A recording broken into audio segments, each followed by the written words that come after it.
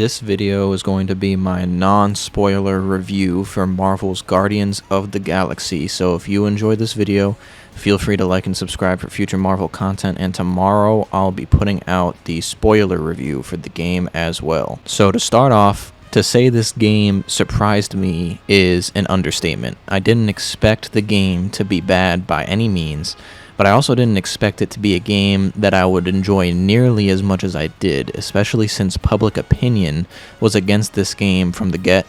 When the people saw that Square Enix was the publisher for the game, considering the initial release for Marvel's Avengers did not go smoothly at all in the eyes of the public, it resulted in many people viewing the Avengers as bad and made them already have a bad taste in their mouth about Guardians before ever getting their hands on it. If I'm being truthful, some of that pessimism rubbed off on me for this game as well before it came out, but honestly, this game easily blew me away. This game is extremely story-driven, with amazing details spent on the craft of just about everything in it. The story was great, with various choice systems in place akin to something like Final Fantasy VII Remake or Mass Effect, allowing a choice you made in, like, hypothetically, let's say Chapter 5, that will affect something that happens in Chapter 9, or just something along those lines. Obviously, hypothetically speaking, I don't remember off the top of my head. The interaction between all of the Guardians feels extremely genuine, and it's honestly made this version of Guardians for me be my favorite in any form of media. There are jokes that, are sometimes corny, but kind of in a good way, and there are sometimes jokes that are genuinely surprising that they made and are pretty hysterical. The pace of the story itself is also fantastic, where I feel like I'm drawn in the story and I never feel it slowing down, and I never really feels like it was boring, or that it never felt like it was dragging on at all. The Easter eggs in this game are also incredible. I've already made a video about the universe that Eidos Montreal has built even before this game released, and they don't hold back on letting you know in the game that this universe is already established and thriving, with hinted heroes and villains already in existence doing whatever it is they are. After completing the game once already, I'm already really excited to go back and hop back in for New Game Plus and learn about as much lore as I possibly can about this game through getting all the collectibles and reading all the archives.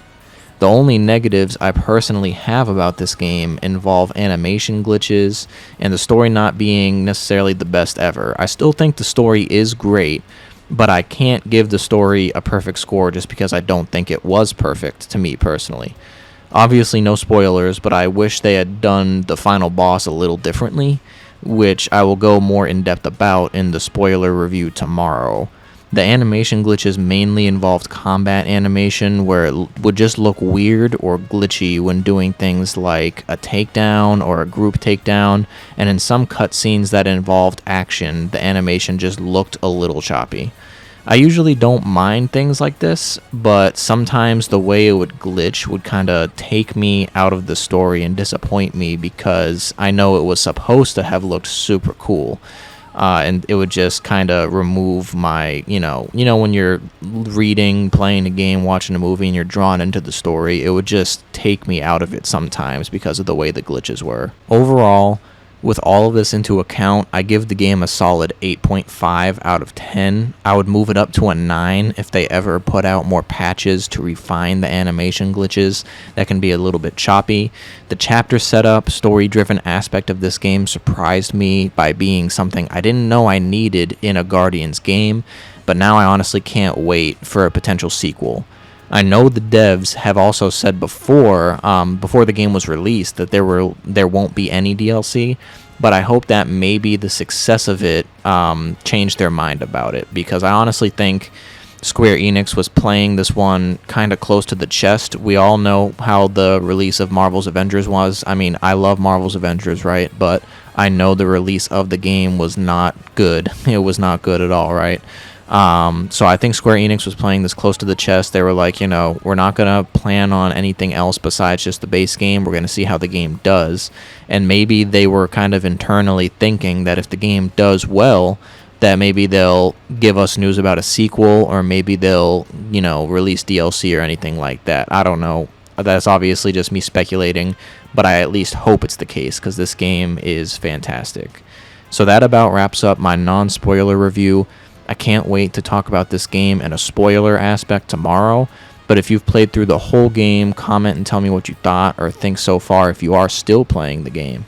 Feel free to like and subscribe, and thanks for watching the video.